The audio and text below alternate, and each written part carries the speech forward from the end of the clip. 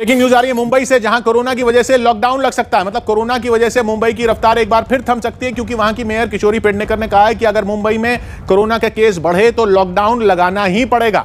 पिछले कुछ दिनों से जिस तरह से मुंबई में कोरोना फैला है, उसकी वजह मुंबई महानगर पालिका की उसकी वजह से नींद उड़ चुकी है। ऐसे में अगर वहां रोजाना कोरोना के 20,000 से ज्यादा मामले सामने आए तो एक ही रास्ता बचेगा और वो लॉकडाउन लगाने का होगा।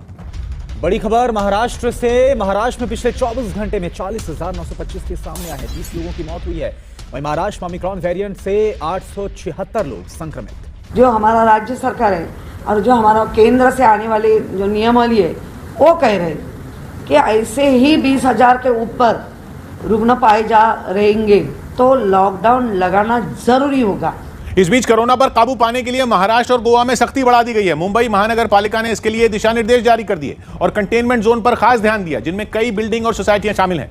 नए नियम के हिसाब से अगर किसी बिल्डिंग या सोसाइटी में, हाउसिंग सोसाइटी में कोई शख्स कोरोना पॉजिटिव मिला तो उस पूरे फ्लोर को सील कर दिया जाएगा, और अगर वहां 10 से ज्यादा कोरोना के केस मिले तो उस हाउसिंग सोसाइटी को कंटेनमेंट जोन में डाल दिया जाएगा। यही नहीं, कंटेनमेंट जोन घोषित होने के बाद उस सोसाइटी से कोई भी शख्स बाहर नहीं निकल पाएगा, फिर वो जरूरी सेवाओं से जुड़ा ही क्यों ना हो।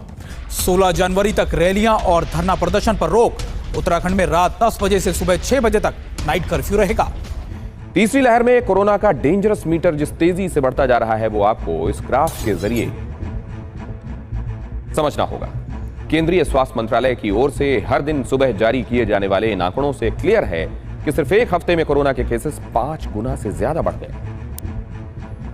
किस तरह और किस तेजी से वो डरावना दौर फिर लौट रहा है, उसे दूसरी लहर में 1 लाख का आंकड़ा पार होने में कितने दिन लगे थे और इस वक्त तीसरी लहर में कितने दिन लगे, इससे भी समझा जा सकता है। पिछले साल दूसरी लहर शुरू होने के बाद 1 लाख के केसेस होने में 46 दिन लगे थे, लेकिन तीसरी लहर में डेंजरस लेवल सिर्फ 11 दिन में पार हो गया, यानी दूसरी लहर से 4 गुना ज्यादा तेजी से।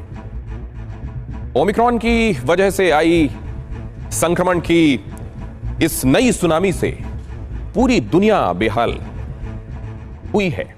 हर दिन दुनिया में कोरोना संक्रमण का नया कीर्तिमान बन रहा है। रिकॉर्ड तोड़ मरीज सामने आ रहे हैं। कल यानी 6 जनवरी को सिर्फ एक ही दिन में 25,12,000 से ज्यादा नए केस रिपोर्ट हुए, और यह कोरोना महामारी की शुरुआत से लेकर अब तक एक दिन में सबसे ज्यादा संक्रमित मिलने का रिकॉर्ड है।